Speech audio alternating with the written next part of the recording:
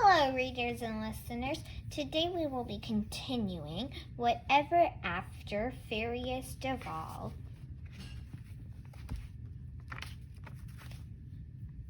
Okay, so we were not there.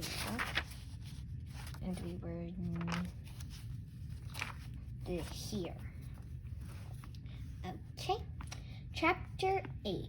We're so not in Smithville anymore. I look around the cottage at all the small furniture. I think about the apple and the woman in disguise, the stepmom in disguise. You're Snow White, I ask again. She nods. The real Snow White. I think so, unless there's another Snow White. I think you're it, Jonah says. But I slump back in my tiny chair, the gears of my brain turning. Snow White exists only in fairy tale, only in a fairy tale. That means that if the Snow White here is the real Snow White, then we, Jonah and I, are also in a, it makes no sense. You don't just fall through a mirror and land in a fairy tale. We're in the story, Jonah says. It's magic. But there's no such thing as magic, I say. Not in the real world. Maybe there is.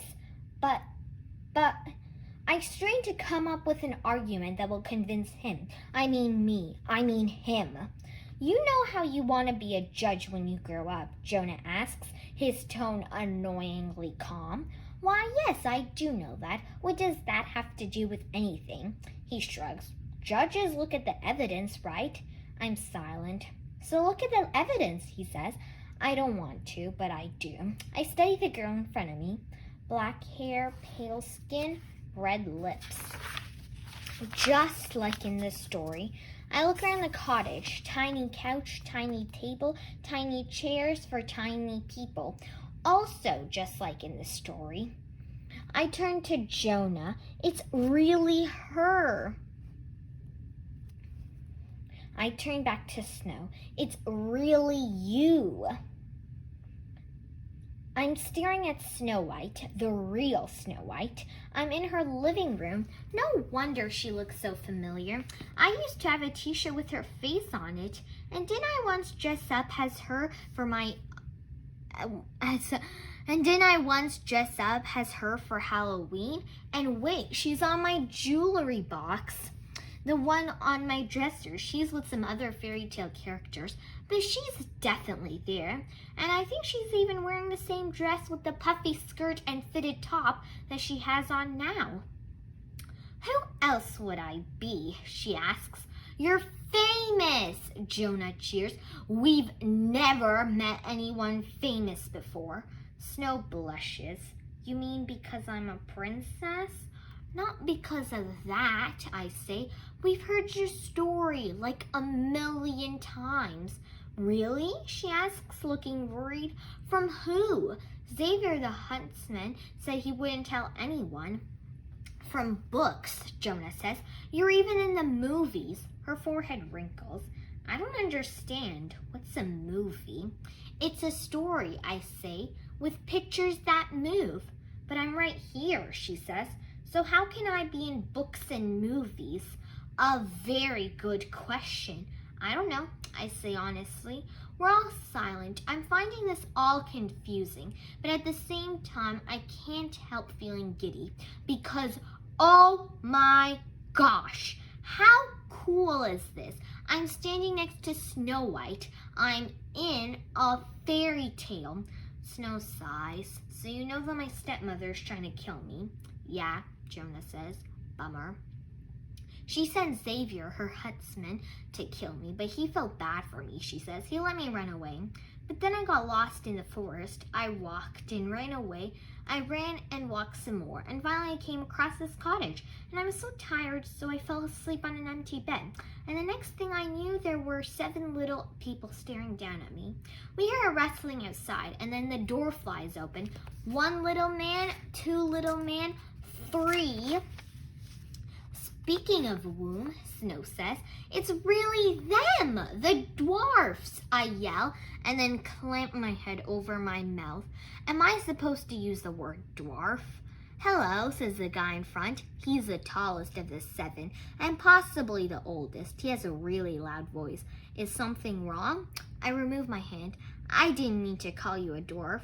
What am I supposed to call you? I'm Alan, he booms. The guy with all the hair is Bob. The super handsome guy is John. That's Stan with the big teeth. Tara has the braid. Endit has pink hair. And Francis has the cane. Tara, Endit, and Francis, 3 of the dwarfs are women? This is not how I remember it. Maybe the story never said if they were women or men, and I just guessed they were men. Oops. And they're definitely not like the dwarfs in the Disney version. No sleepy, happy, or sneezy here. Hi, says Jonah. Nice to meet you. Now you know who we are, Alan says. Do you want to tell us who you are? And why you're in our house? Stan asks. Talk, says Francis, tilting her eyes and lifting her cane to point at us. My heart skips a beat. The dwarfs are kind of scary. I push Jonah behind me to protect him. He pushes my arm out of the way. I'm Jonah, he exclaims, and this is awesome. Bob pulls on his beard. Snow, we told you not to let anyone in the house when we're not home. He really does have a lot of hair.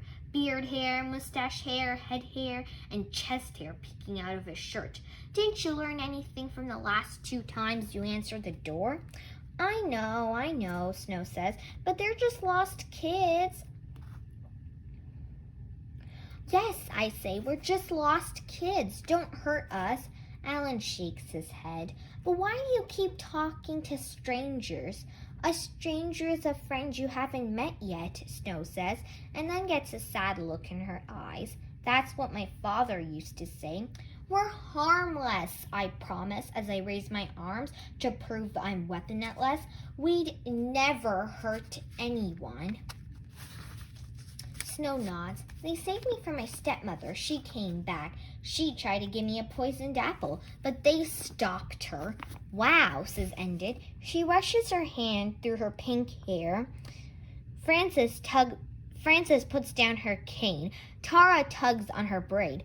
Bob tugs on his beard. John continues to look handsome. Alan nods. I guess we owe you a thank you. Thank you, all the dwarfs say together. I flush with pleasure. No problem. Jonah puffs out his chest. Anytime. How about all the time, Francis grunts. Whenever we leave her alone, her stepmom does something awful. Do you know how hard it is to find someone to clean and cook? Hey, do you guys need a place to stay too? Cool, Jonah says. Jonah cheers. She's not just a housekeeper, Alan says, glaring at Francis. She's a little sister. Little? She's twice the size they are. It's kind of sad that a princess has to cook and clean, I say, thinking about the unfairness of it all. I guess you have nowhere else to go. I don't mind, Snow says. It gives me something to focus on. Otherwise, I'd spend all day thinking about... Her voice trails off. I know she's had a hard time lately, what with her stepmom trying to kill her and all, so I don't ask for more info. Poor Snow. I turn to my brother. Jonah, we can't stay. We have to go home. When Mom and Dad wake up, they're gonna be worried. Not that it wouldn't be cool to hang out in a fairy tale for a while. How many people get to hang out with the real Snow White? But we don't know how to get home, Jonah says. We should probably head back to the forest, I say. Maybe if we go back to where we started, we'll figure it out. Problem is, do I remember the way back? I should have left breadcrumbs along the path like Gretel. Hey, I wonder if all the fairy tale people know each other. Do you know Gretel? I asked, sister of Hansel. Who? They asked. Never mind. I guess a poor unwanted girl wouldn't know a princess. Can you at least stay for dinner? Snow asks. Yes, Jonah says. I'm starving. I make the decisions around here, I say. I'm the older one. My stomach growls. I am kind of hungry. We did do a lot of walking today. I'm the older, responsible sibling. It's my job to make sure we refuel before setting off on another journey. Plus, outside there are growling animals and stepmoms who want revenge. All right, I say, we can stay. Chapter 9. That's the way the story goes. I don't understand, Stan says, ripping into a piece of stew with his ginormous teeth. How did you know that the peasant woman was the evil queen in disguise? Because we know your whole story, I say. We've read it. It's called Snow White. No, Jonah says. It's called Snow White and the Seven Dwarfs. And it straightens her pink dress. That's us, she squeals. The Seven Dwarfs. We're famous. I think the real one, the one written by the Grimm brothers, is just called Snow White. I turn to the dwarfs, but you guys are definitely in it. Do you have any ketchup? Jonah asks. Is that a type of food? Snow asks. Yes, Jonah says, a delicious kind of food. They shake their heads. Never heard of it, Snow says. So you're a fortune teller, Bob asks. At least I think the words came from Bob. I can't see his lips moving under all the hair. Nope, I say we're just kids, not fortune tellers. We kind of are, my brothers say, around his mouthful of stew, since we know what's going to happen. I'm surprised he's liking the stew and not hiding pieces in his sock. It's kind of gross. Snow is not the world's best cook. Frances narrows her eyes at us. Are you a witch? Because we don't want any more funny business, you hear? I shake my head. Nope, no witches. No funny business anywhere. Well, some funny business, considering that we got here via a mirror. Where do you live? Alan booms. Smithville, I say, unfortunately. Alan shakes his head. I do not know of this Smithville. I'm not surprised. I'm guessing it's kind of far from here, I say, like a world away. Where are we anyway? You're at our cottage, Bob says. Yeah, but where's your cottage, I ask. In the kingdom of Zaymal, Alan says. Zaymal, Jonah cheers. Great name. Huh? Zaymal? Where's Zaymal? Frances rolls her eyes. Here. So how do I get us from here to Smithville? Can you tell us about it? Snow asks. Smithville? It's in the United States of America, I say. No, I mean my story, Snow says. Can you tell us how it goes? Yes, the dwarfs echo. Tell us. We love stories. I look at my brother and shrug. I guess I can tell them since it's about them, but I doubt I remember the story exactly. It's the 5th story in the fairy tales book from the library. I only got through the first 2 today, and I haven't heard it since before we moved. Once upon a time, I stopped. A few years ago, there was a queen. Then what? And she cut her finger, and a few drops of blood landed on I forgot what they landed on. What was it? Oh, right, snow. And the queen thought the combo of the blood and the snow looked really pretty. Wait, it was a combo of the red and the white and something black, too. Jonah, do you remember where the black came from? He shakes his head. I don't even remember this part. Jonah wasn't exactly as into Nana stories as I was. His eyes glazed over a lot. He liked to play more than he liked to listen. Anyway, the queen wished that she could have a baby who had skin as pale as snow, hair as black as night, lips as red as blood. As pale as snow, Bob says, nodding. So that's how she got her name. Oh, Snow says softly, her eyes teary. I never knew that my mother wished for me. I never knew that's why I look the way I look. She must have loved you very much, Tara says. I'm sure she did, I say, and my eyes get a little teary too, because what happens next is so sad. I clear my throat. And then the queen died. A tear rolls down Snow's cheek. Aw, poor Snow. I reach across the table and touch her hand. Do you want me to stop? She sniffs. No, go on. It's just hard to hear. I nod. The king remarried, and the new queen was really full of herself. Every night she would look in her magic mirror and ask who the fairiest person in town was, and every night the mirror would say that the queen was. Snow rolled her eyes. She is obsessed with that mirror. You have no idea. She talks to it constantly. And then one night, when the queen asked who the fairiest was, the mirror answered back, Snow White. Snow yelps. That's why she tried to kill me, because of that stupid mirror. You are really pretty, Enid said. Maybe the mirror isn't so stupid. I had no idea that's why she wanted me dead, Snow says. I thought she just wanted to tear down my room and redecorate. She loves to redecorate. Anyway, the queen got really upset. I continue. She decided if she had Snow killed, then she would go back to being the most beautiful. So she asked one of her huntsmen to kill Snow. Everyone at the table gasps. Bob turns to Snow. But you're still here. Snow looks down at the table. I begged Xavier not to kill me. I told him I would hide and never come back to the palace. Why didn't you tell us? Francis asks. It was just so awful, Snow says. I wanted to forget about it. The huntsman felt bad for you, I say, nodding. But he told the queen that he had done it, and I think he gave her the lungs and liver of some animal pretending it was you. Bob slams his fist on the table. That's awful. I remember that part, Jonah exclaims gleefully. Didn't she eat them? I grimace. 8 sets of eyes widen in horror, sure that he remembers. She is pure evil, Tara whispers, squeezing her braid. I nod. And then she went back to the mirror and asked who the fairiest person in town was, and the mirror still said it was Snow. Stan grunts right through his big teeth. She must have been really miffed. I take another bite of stew. Gross. The dwarves must like Snow's company because this is disgusting. What's the queen's real name? Bob asks. Evelyn, Snow says. Evil Evelyn, I say. Makes it easier to remember. She's definitely evil, Snow says, then motions me to go on. So evil Evelyn decided that instead of trusting someone else to kill Snow, she would do it herself. Wait, Abby, my brother interrupts. Where's the king in all this? Didn't you ever wonder about that? How could they write a whole story about a royal family and leave out the king? I look at Snow. I think he's just kind of wimpy, right? Her eyes tear up again. He's not wimpy. He's dead. He was killed in battle when I was 5. Me and my big mouth. Poor Snow. She lost her mom and her dad.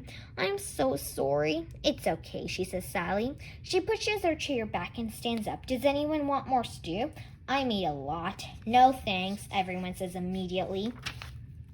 Everyone except Jonah. Me, please. Seriously? Snow picks up Jonah's plate. No one else? We're gonna have lots of leftovers. So what happens next? Bob asks.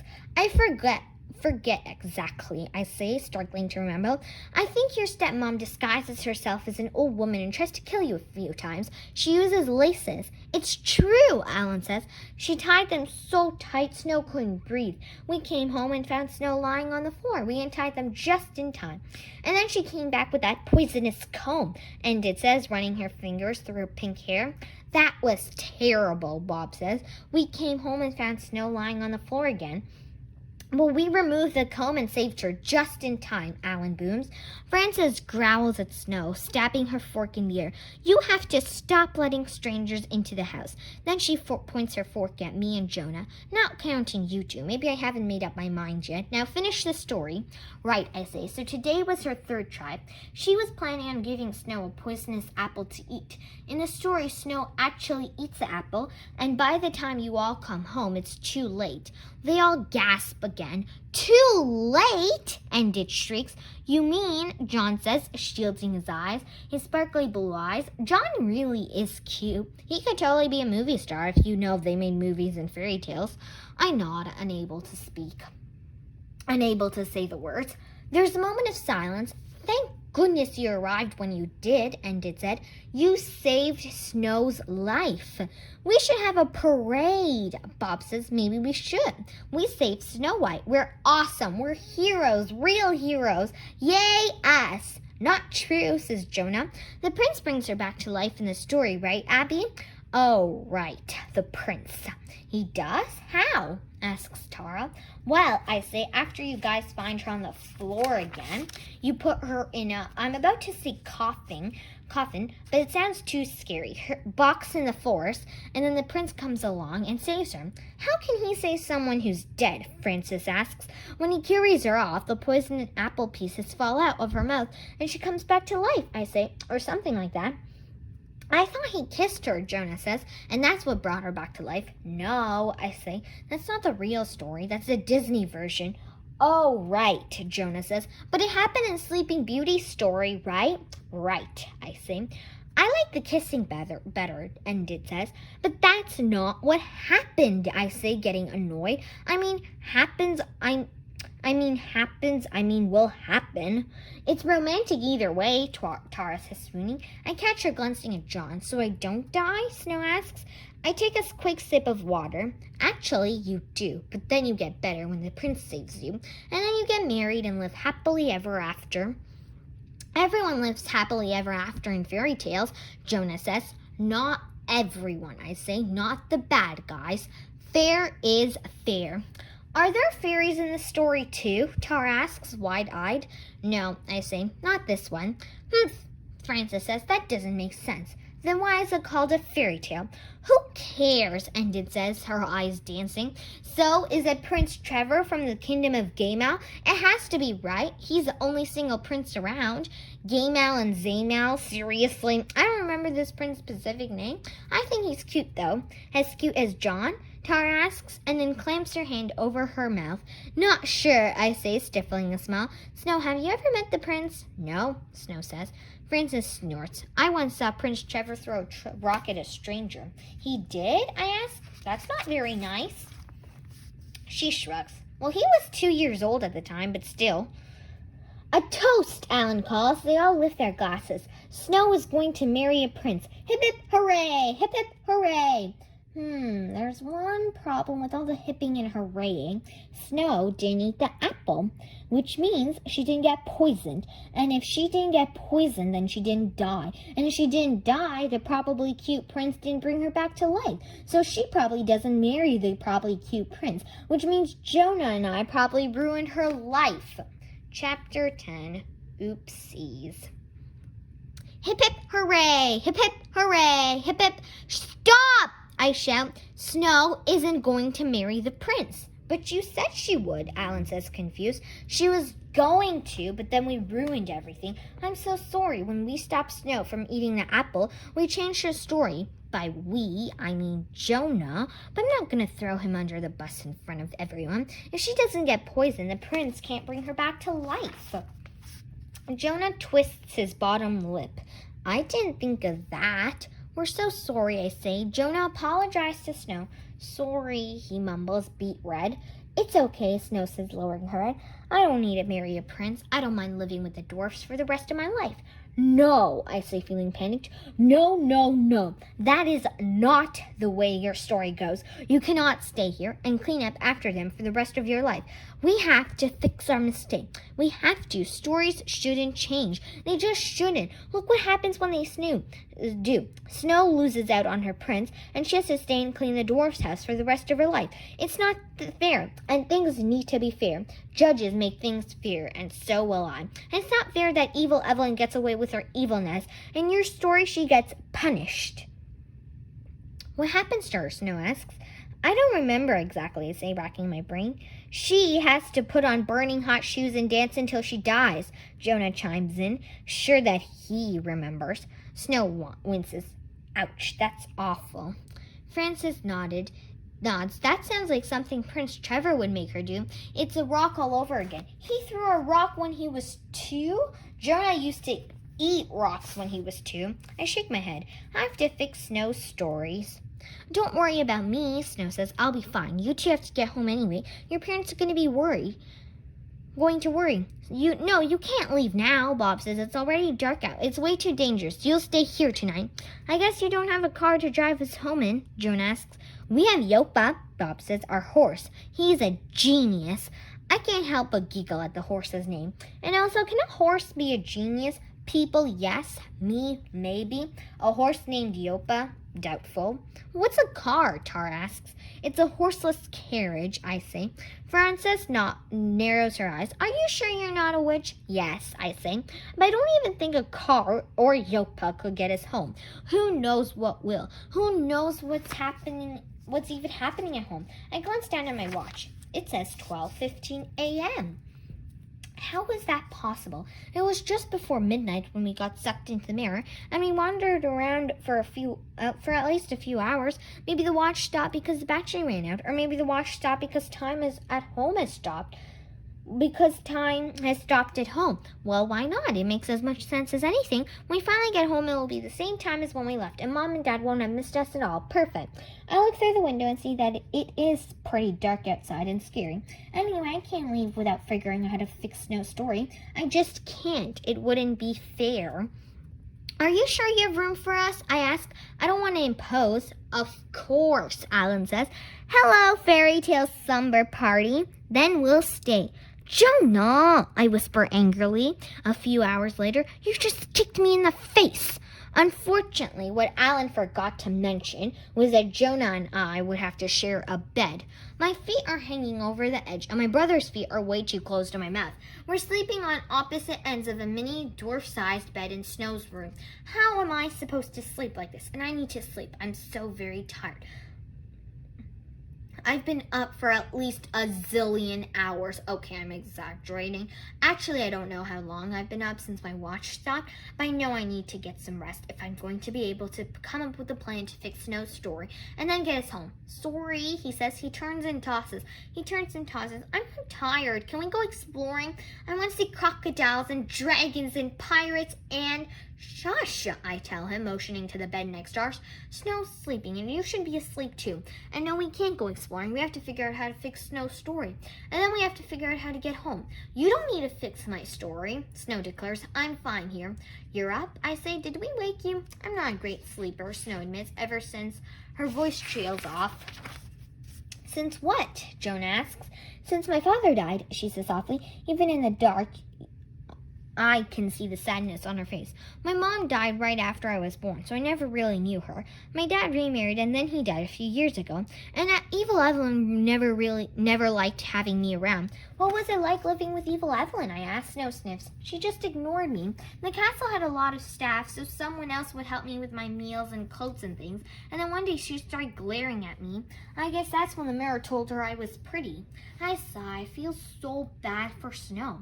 We have to fix her story. It's not fair. Why should Snow have to clean and cook for the dwarfs when she should have her own palace?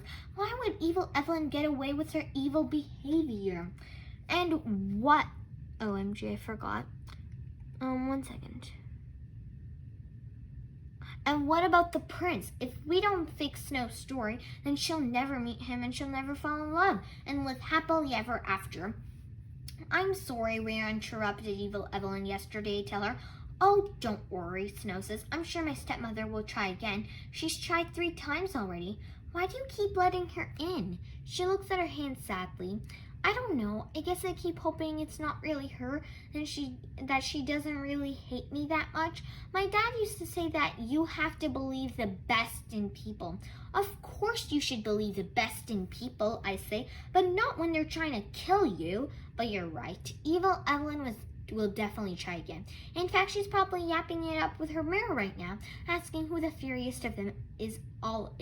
When the mirror says it's you, she'll start plotting a new plan to kill you. An idea explodes in my mind like a firework. Wait, that's great news! Yay! Yeah, Snow says, yay. Not yay that she's going to kill you, yay that we're going to fix her story. See, she'll probably put on another disguise and then come over. And this time we won't interrupt. We'll let her poison you. We will? Jonah asks uncertainly. Yes, that's the point, right? Snow gets poisoned. You don't barge in asking for an apple and the story goes on as planned. But how do you know she'll use poison again? Jonah asks. The first time she didn't use it, she tried to lace her up to death. True, Snow shivers. And then there was a plan to eat my lungs and livers. Your stepmom has some serious issues, I agree. But she did use poison the last 2 times, so hopefully she'll try it again. She is a fan of poison, Snow says. Exactly. So as long as it's poison again, that's what we'll do. Snow will eat the poison, she'll fall down, the dwarves will put her in the box, the prince will find her and save her, she'll come back to life, and they'll live happily ever after, Jonah says. Phew, I feel much better now. Everything will continue as normal. It's a perfect plan. I'm such a good planner. I bet you have to be a good planner to be a judge, so you can plan people's punishments and stuff. When do you think she'll come? Snow asks. I flip my pillow to the cool side. Good question. When did she come last time? Today. Snow says. No, before today. Yesterday. And the time before that. The day before yesterday. Perfect, I say with a yawn. Then I'll bet she'll come tomorrow. Excellent. We'll take care of everything tomorrow. First, we fix Snow's story. Second, we figure out how to get home. Chapter 11. Everyone likes cookies. All the dwarfs are at work when I hear a knock at the door. I'm not sure what they do, but they seem very dedicated. That's her, I whisper, and put down my spoon. I'm not crazy about my breakfast anyway. Snow's porridge is no Lucky Charms. Snow turns even whiter than normal. Maybe I shouldn't get it. I place my hands on my hips. You have to. That's the plan. Jonah tugs on my arm. When can we go exploring? Not now, Jonah, I whisper. I know, but when? Shush, when we're done. If I don't want to be poisoned, Snow whines. I think I'd rather just live here and stay unpoisoned. I bet you won't even feel it, I say, even though I have no idea if that's true. The story never said anything with the poison hurting, did it? I peek behind the curtain, expecting to see the old woman from yesterday, but instead there's a young girl standing there. She's wearing a white dress and has pigtails, and she's carrying a plate of gooey-looking cookies. False alarm, I say. It's just a little girl. Abby, Jonah says. I said shush, Jonah. Instead of shushing, he jumps up and down. She changes into different disguises. It's probably evil Evelyn dressed up. Oh, right. Duh, of course. I should have noticed that she was still tall. It's a queen in disguise. She's so sneaky. She has poisoned cookies. Snow, are you ready? Let's do this. Open the door and act normal. You don't want her to suspect anything. I'm sorry, Snow yells through the door curtains. I'm not allowed to answer the door. What is she doing? You have to answer the door, otherwise she won't poison you. You told me to act normal, Snow says back. That's what I normally say. Fine, but don't let her get away. I have cookies, the girl calls from outside. Chocolate chip cookies. I'm giving them away for free. Would you like one? I'm just a little girl, a harmless little girl. This is perfect, I whisper to Snow.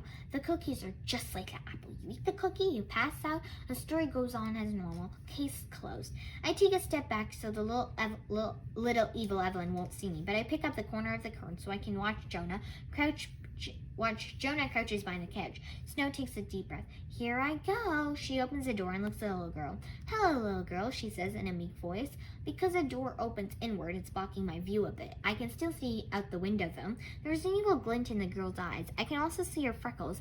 Evil Evelyn went all out on this disguise. I bet she rocks at Halloween. The queen protectively shoves a plate under Snow's nose. Would you like one? Don't they smell delicious? My stomach grumbles. They do smell delicious. I kind of want a cookie, especially since I didn't finish my porridge. No poisoned cookie. No poisoned cookie. Well, all right, Snow says, her voice shaky. I will eat one of your cookies. Here you go, the little girl says. Take your pick. I snort. I can't believe that evil Evelyn thought Snow would fall for the same trick again. Obviously, she's not that smart. I almost fell for it too. Oh, okay, Snow says. We'll do it. I'm taking it. Here I go. She reaches outside to pick up his cookie and slowly, very slowly, raise it to her mouth. No turning back now. She's going to take a bite of that cookie. The story will continue like it's supposed to. Problem solved. Now, all we have to do is figure out how to get home. Snow opens her mouth and takes a bite. Then, that's when I see it. The young girl is holding a hammer behind her back. A hammer? A hammer? She's lifting the hammer and swinging it towards Snow's head. No, this is not the plan. There is no hammer in my plan. Stop! I scream at the tippy top of my lungs. I jump towards Snow and push her out of the way. We both tumble to the floor. Snow spits the cookie out. At the same time, the young girl's hammer swings through the air and misses its target. Dart! The young girl wails, spinning in a circle like top. Why did you do that? Snow asks me, pushing herself up on her elbows. She was going to hit you with a hammer. She could have smashed Snow in half or made a dent in her head. Would a handsome prince fall in love with a smushed head? I mean, seriously. And who knows if a smushed Snow could be brought back to life? You again, the young girl spits her lips, morphing into a sneer. Her makeup starts to melt, and I can see evil Evelyn beneath the disguise. And yes, she's definitely wearing a key on a chain around her neck. What does she have to wind herself up or something? Evil Evelyn shakes a long black fingernail in my face. There'll be no fooling me a second time. If that key doesn't give her away, those claws sure will. Why are you ruining my plan? She snarls.